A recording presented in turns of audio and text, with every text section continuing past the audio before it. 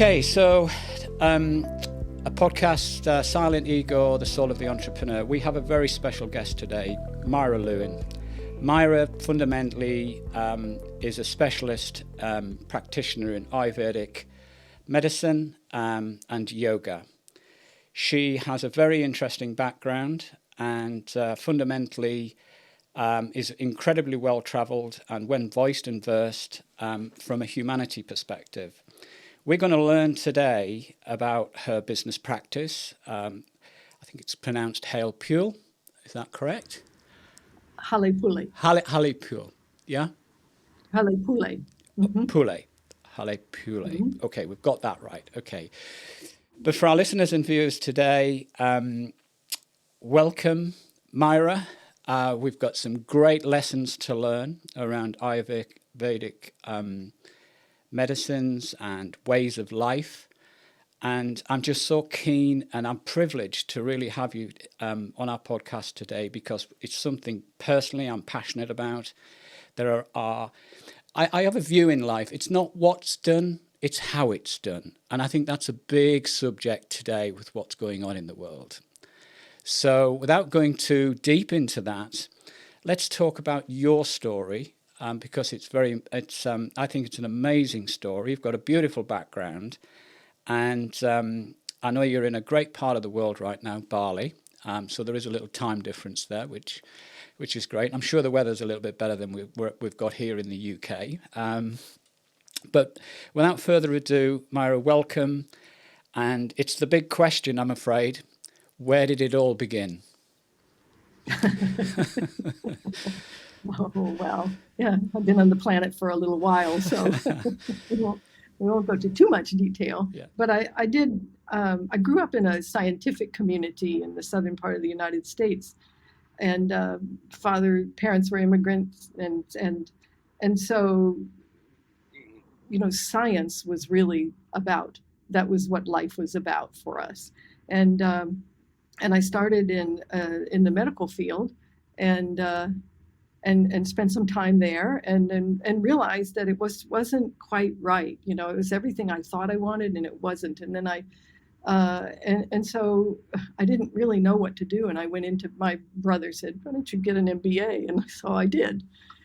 And I actually didn't know what it was. Right. So, but I did do that. And I spent 10 solid years in the corporate world, and I and had a great deal of opportunity and was in mostly in distribution and manufacturing, and then also in the pharmaceutical industry, and then went on to do some consulting for some years with a large firm. And those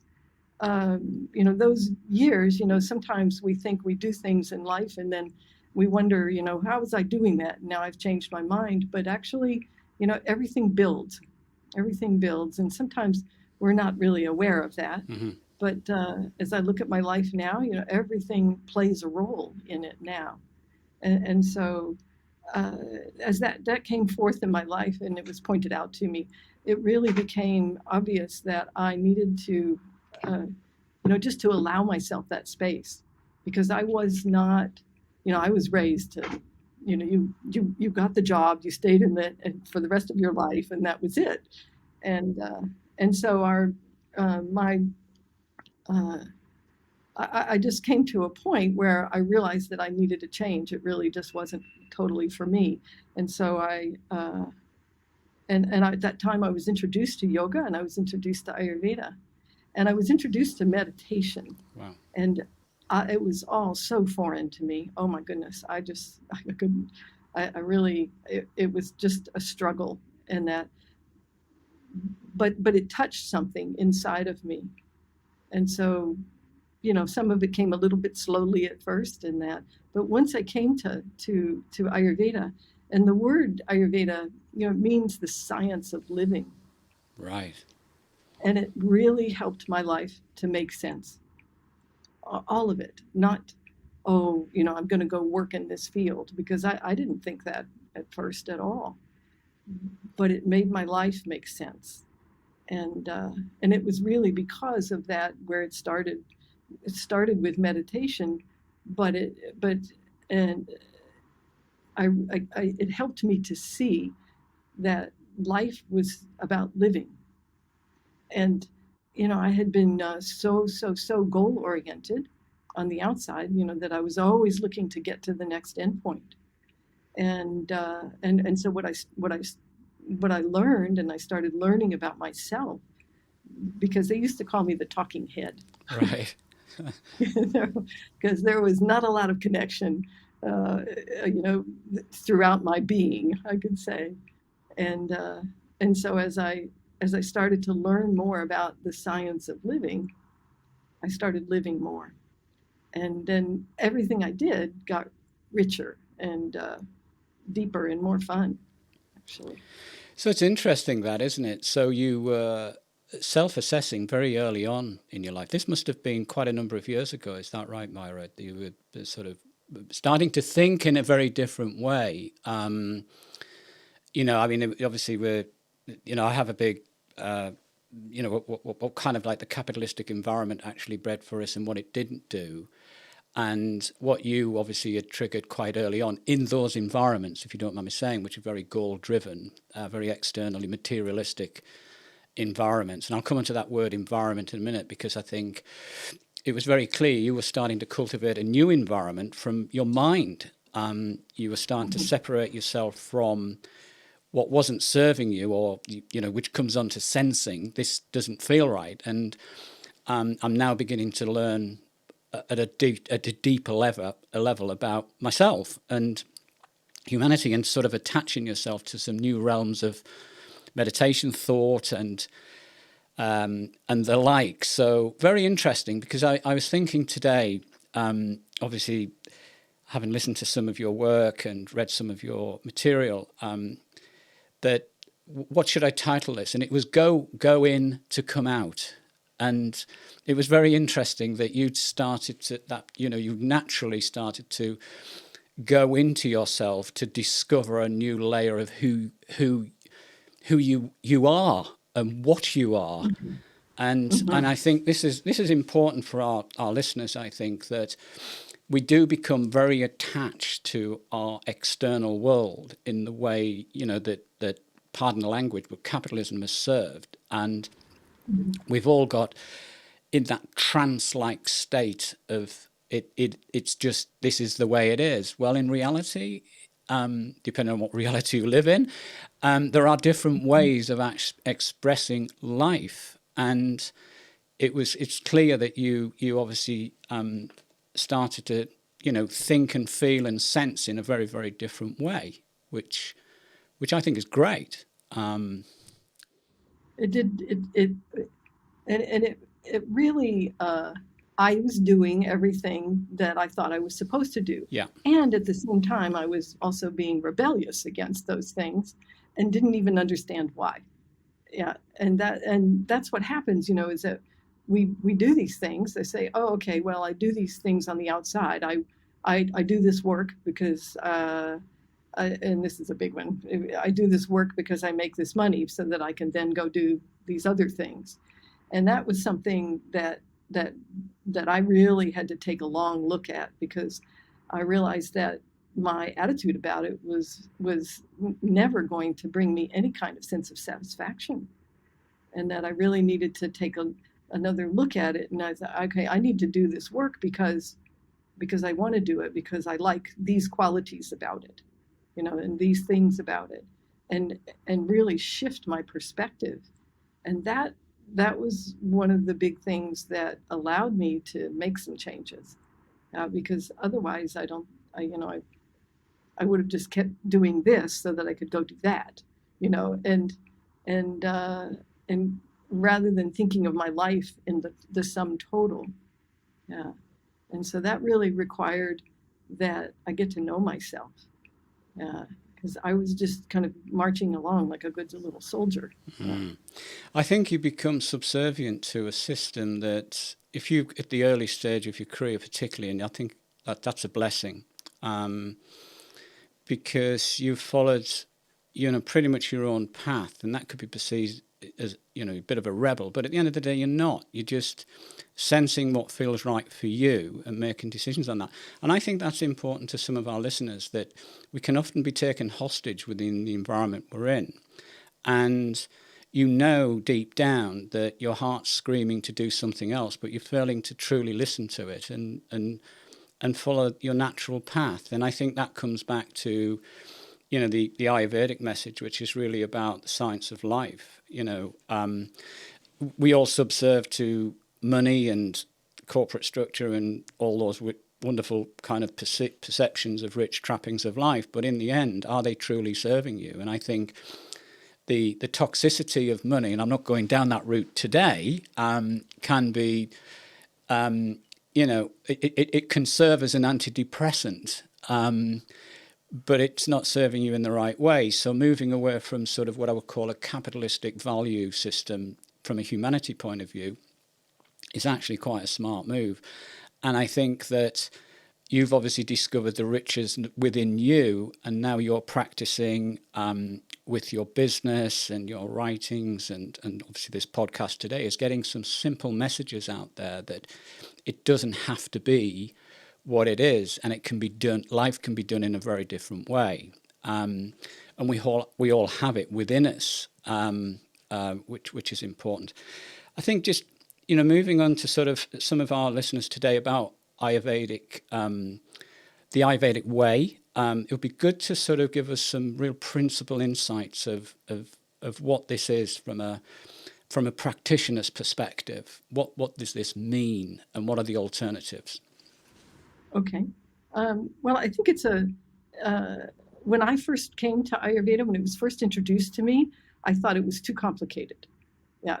And then I turned away from it a little bit, and then certain things came into me and I was brought back to it again. And the reason is because it's just a different way of looking at life. It's actually much simpler than what we do. We're sort of taught to compartmentalize our lives and then sort of pick it apart. And try to get things down to the very smallest component. And in Ayurveda, we look at ourselves as part of nature rather than separate from it. That, we're made up of 5 elements of earth, water, fire, air, and ethers, or space, and that everything around us is too. And so it's all based on bringing that balance in those elements. And then there are certain things in nature, that we recognize. Certain, that we look at different qualities in nature. Things are lighter and heavier. Sometimes you might notice that your mind feels dense, or sometimes it might feel very clear.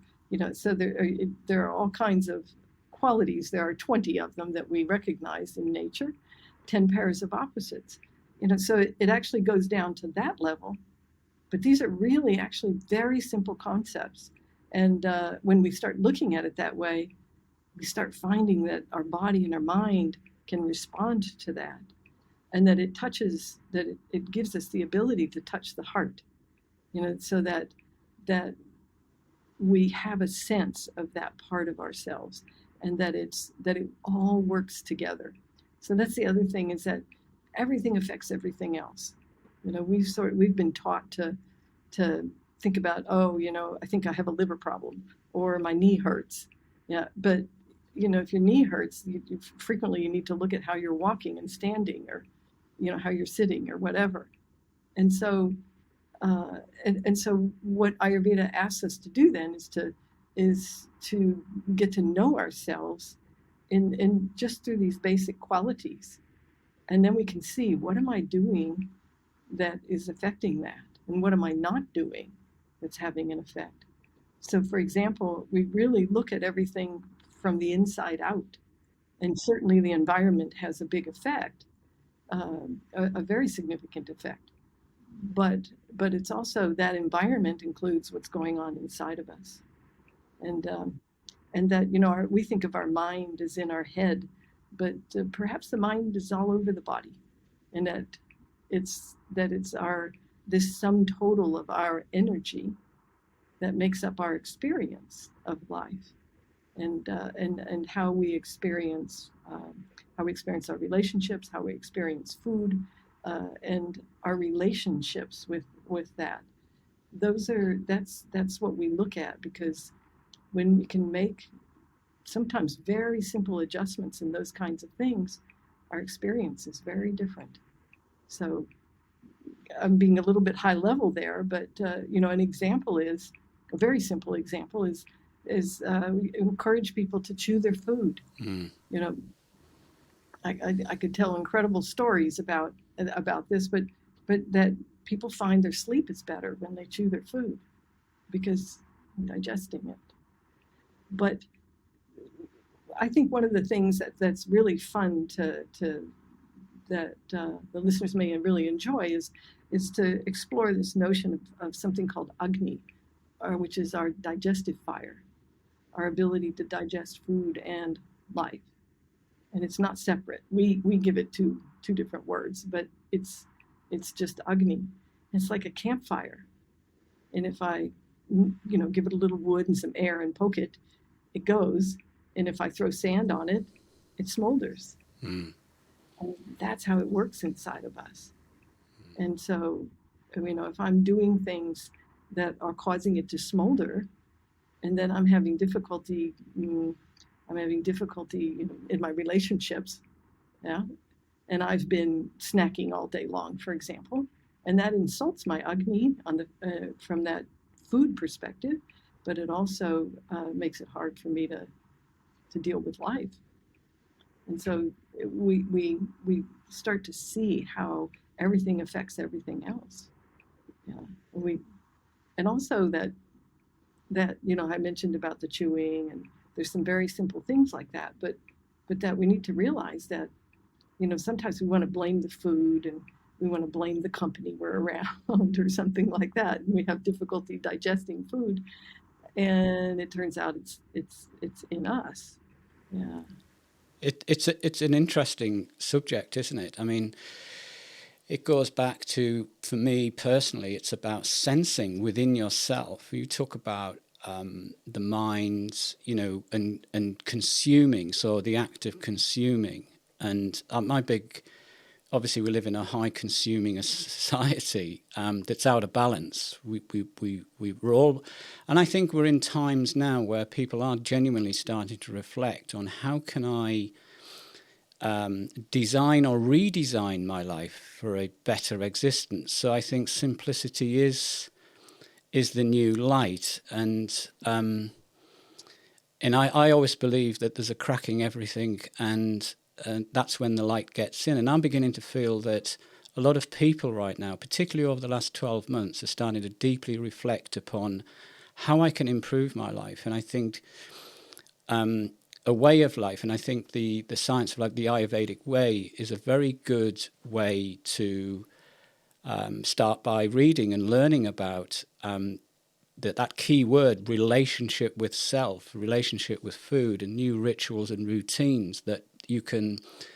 quite simply administer that will change your whole outlook. And I think that's, there's a lot of clarity in just that, in simplicity. And it's not what you do, it's how you do it. It's not what you consume, it's what you can. It's reconfiguring a new way of expressing your life. And I think that's the essence of what we're talking about here. And it doesn't take much to do. It's not an expensive ordeal. And this is and this is not a fad diet. This is all about coming back to essence of nature. And, I always say that nature is our CEO. I'm not the first to say it, but I certainly live by it. And I think that a lot of people, I think people are now starting to believe that I want to change my environment. People are moving out of the cities into the country. People are not as traveling as frequent. They're settling more. And I think they are beginning to come out. And I think for me, that's a strengthening exercise. I think people are starting to find new strength within themselves, and they are starting to hold up the mirror and say, right, how can I improve it? And I think you're an absolute champion of this, Myra, with your work and what you're representing. It's, I also have a statement, the currency of the 21st century is the way you think. And I think it can start with coming back to meditation and the clarity of mind, that heart-centered connection which you've just expressed really well, about listening to your heart. And it's interesting, isn't it? Because when you're at the earlier stages of pregnancy and you go for your test as a mother, the first thing you look out for is the heartbeat. So what comes first, the heart or the mind? And I think we lose connection with that. And you talk about chewing food, that gut intelligence, that extra sense that I think a lot of us need educating on. I really do. And I'd be keen to express, from your perspective, Myra, what would your advice be to people that are now genuinely, and by the way, I call the kitchen, because most of us are working from home now, is the new boardroom. So kitchen being the new boardroom, what advice would you start to sort of steer people to think about when it comes to Ayurvedic practices? Oh, I think some of the practices that are most important are, well, I think a good place to start is around food, but it's certainly not the only place. But with food, I think also we need to look at the why of it. Why am I doing this? Well, you say, well, my body needs it. And well, okay, but we really made it into something mechanical. And so that relationship with food needs to come about as a result of our recognizing that we need to nourish ourselves. It's not about a laboratory, because what goes on in a laboratory is not necessarily what's happening in our bodies, because our mind is always having an effect as well. And so coming to just respect that process. My goodness, we do it 3 times a day or thereabouts. Right, and it really is important, right? I mean, we can take it away and fast for a long time, but eventually we probably need some. And you might have heard of the yogis who learn how to move their energy so they don't need to eat. But that's not who we are. We're living life, and when I talk a lot, we burn a lot of energy, and so we do need an appropriate amount of food in order to help us through that. But also what needs to happen is consistency.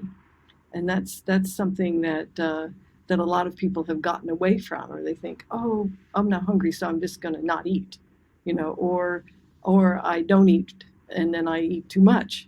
And these are all things that represent disconnection from self. And so we need to do things that help us get that inner connection. And the consistency and regularity is something that our body really appreciates. Yeah, you were going to. Yeah, I know it's really interesting. Do you feel that food has a real strong connection around your choice of words and language that you express, which is related to feeling?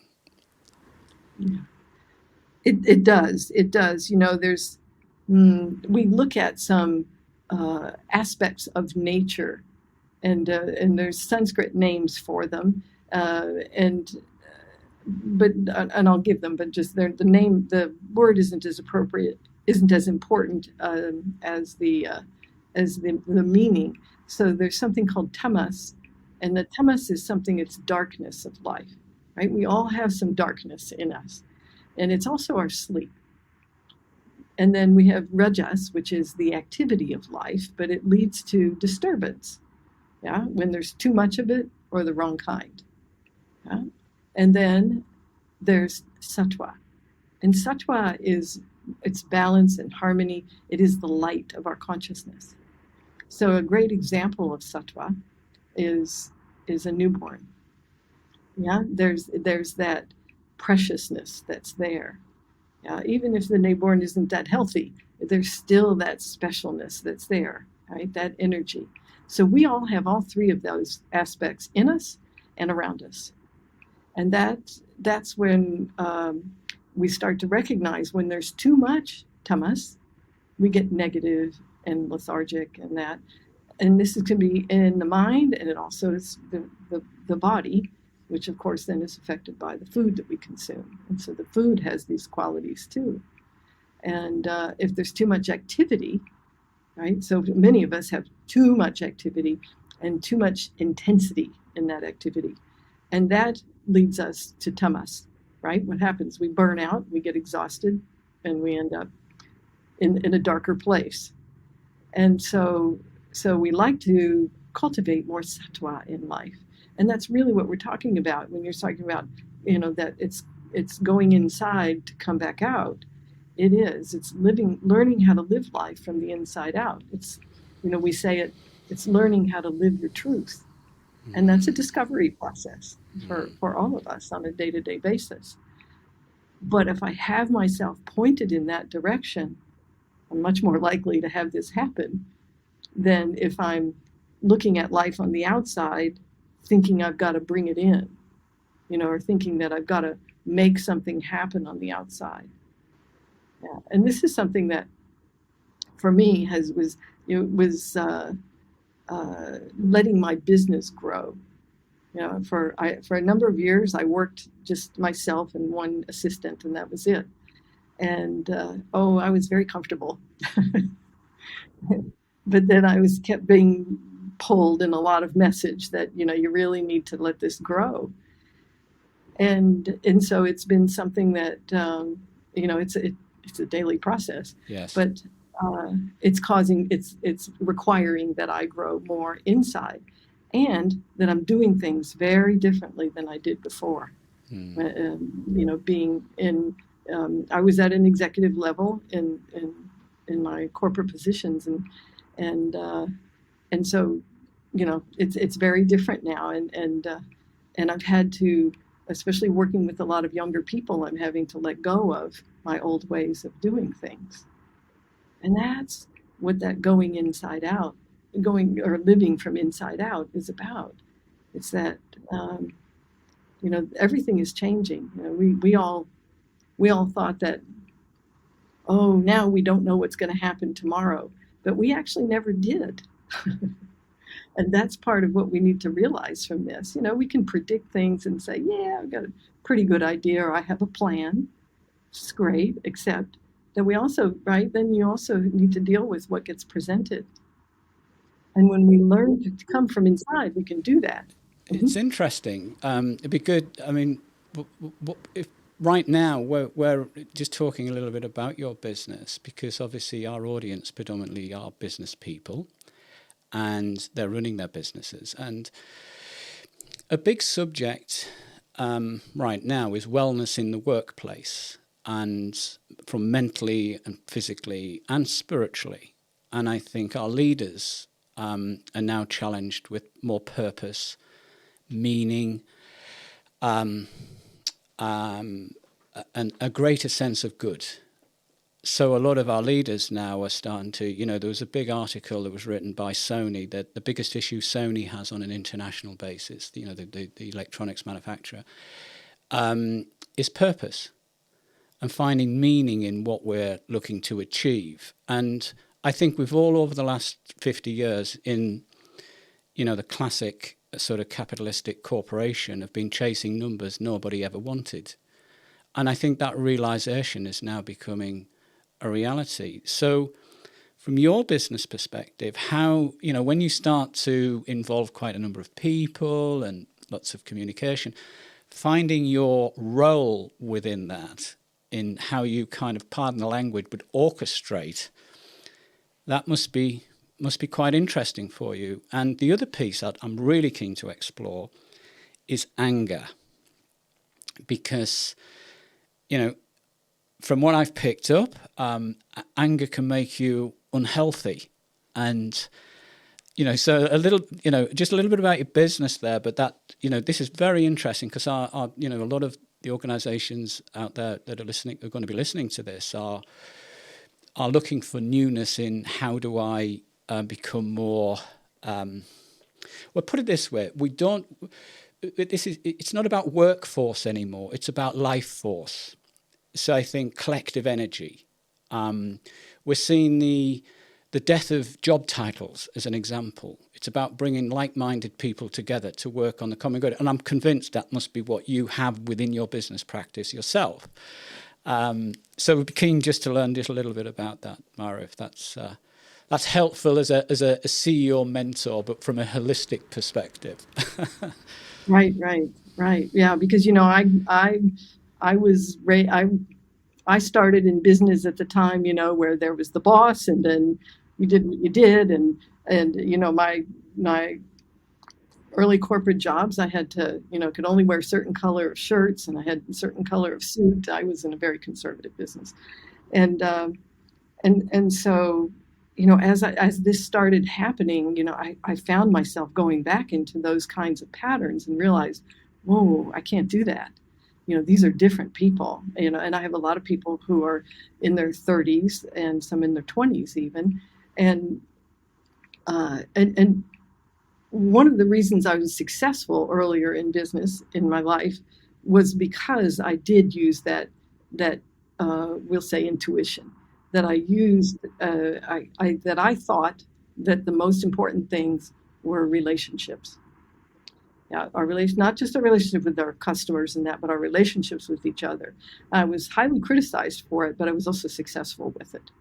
And I can't say that I was actually as conscious of that today. I was just doing the only thing I knew how to do, actually, other than what I'd been trained to do in business school. And so now what I've had to do is to just really take that up and realize, relationships are the most important here. And one of the things that we've been going through is not setting up the business in the typical hierarchical way, but rather a constellation kind of way. I like that. And on the one hand, we're asking people to take responsibilities for themselves, because that is part of what Ayurveda asks us to do. With modern medicine and modern science sort of took it out of our hands, and Ayurveda brings our understanding and our power of ourselves back into our hands, so that we recognize that we have healing abilities, and it's a matter of recognizing that.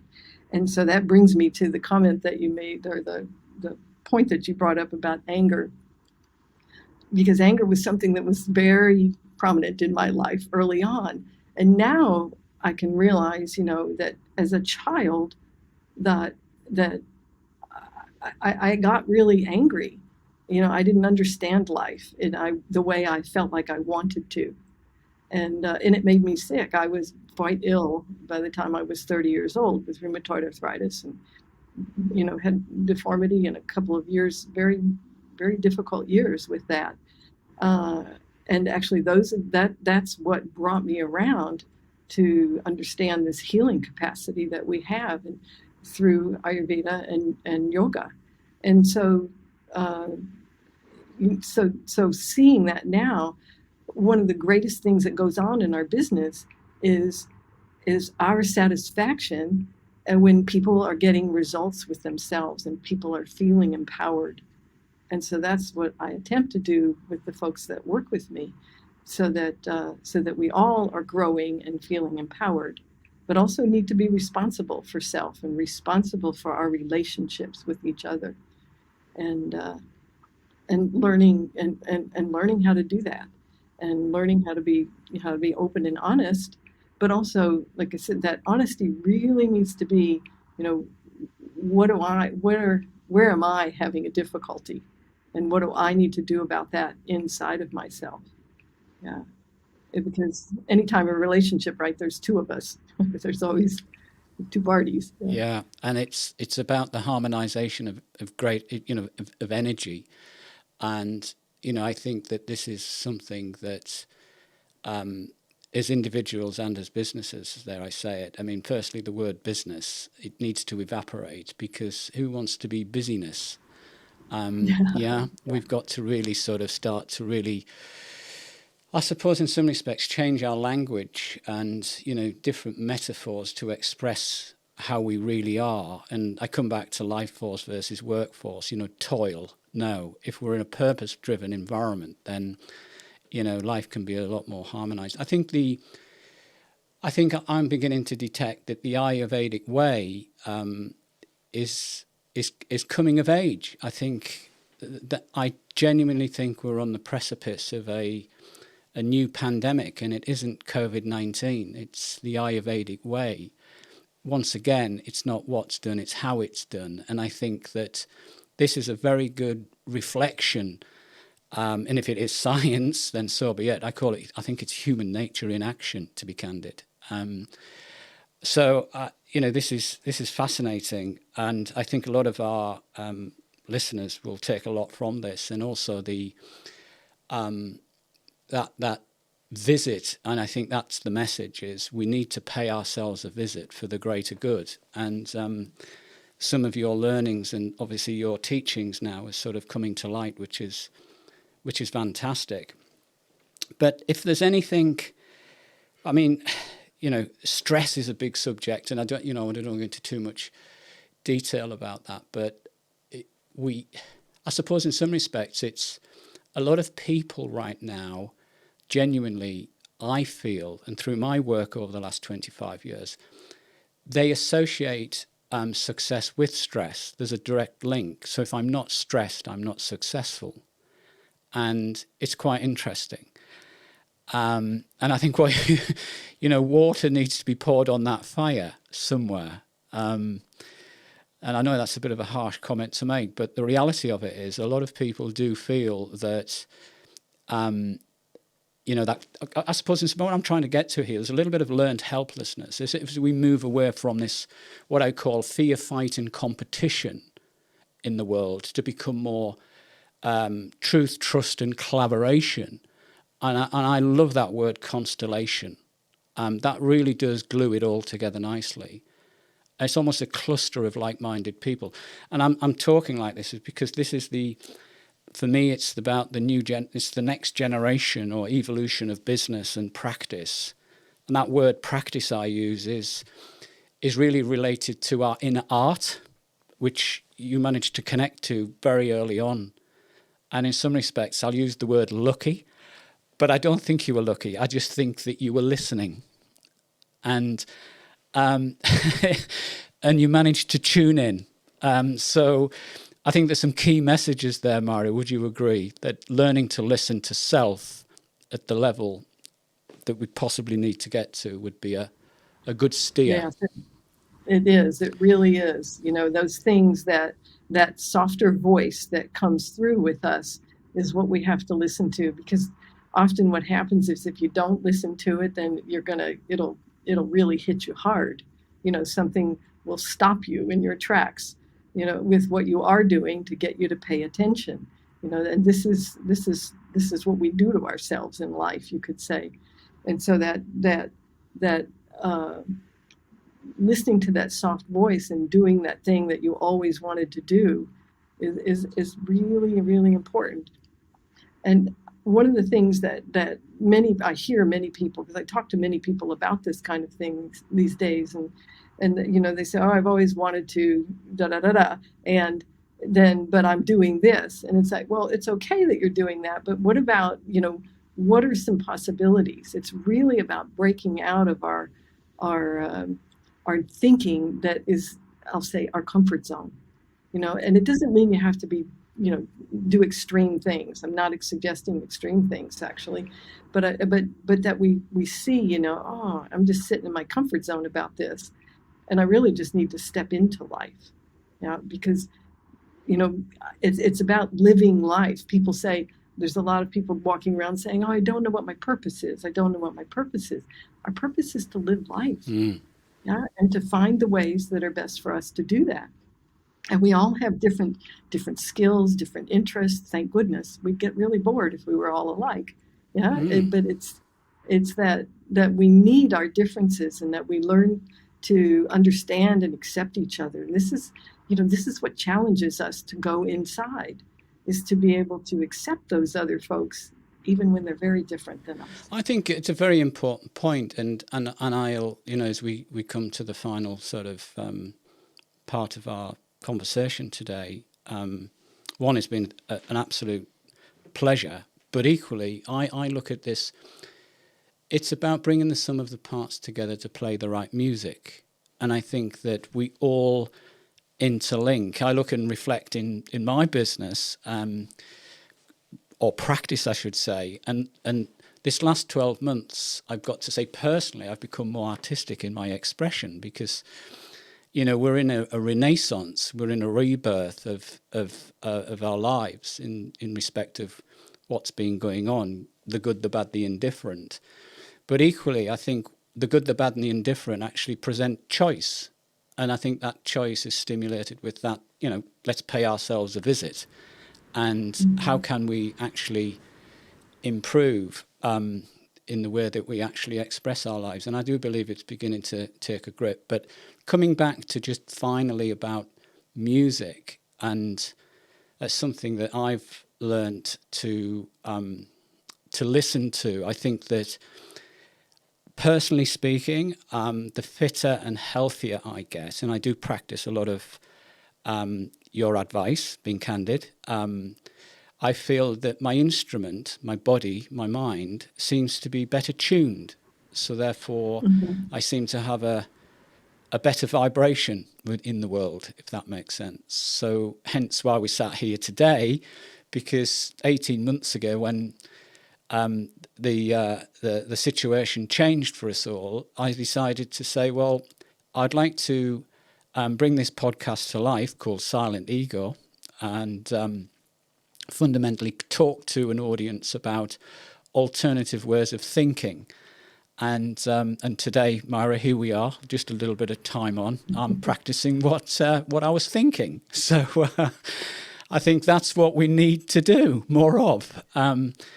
And yes, it was a risk, because here I am, I'm talking to, big egotistical, capitalistic sort of CEOs that are now beginning to soften a little bit and think, well, there are alternative ways. And, I think unfortunately, but I think we're on that sort of renaissance of moving from fear, fight and competition to truth, trust and constellation and collaboration. So, some words of wisdom, Myra, to finalise our highly enjoyable conversation today. What would you advise our audience? I would suggest that one of the simplest things you can do to get to know yourself inside is to just be aware of your breathing at different times during the day, because your breath is the source of your life force, and we don't think about ourselves on that level very often. But it's just a way of getting to know yourself, because your breathing will change depending on what your mind is doing as well as what your physical body is doing. And so it'll help you get to know yourself, but also each time you take a nice, just nourishing breath, it doesn't have to be very large, it doesn't need to be anything extraordinary, but just being aware of it. And allowing yourself that for a moment, even if you had eyes open or closed, your cells, every cell in your body recognizes that. Okay, we're going inside for a moment. And that is fantastic. And your physical body responds, but most importantly, your energetic body. Yeah, the whole of you, if you will, will have a moment of being together. And that is really what brings us home to ourselves.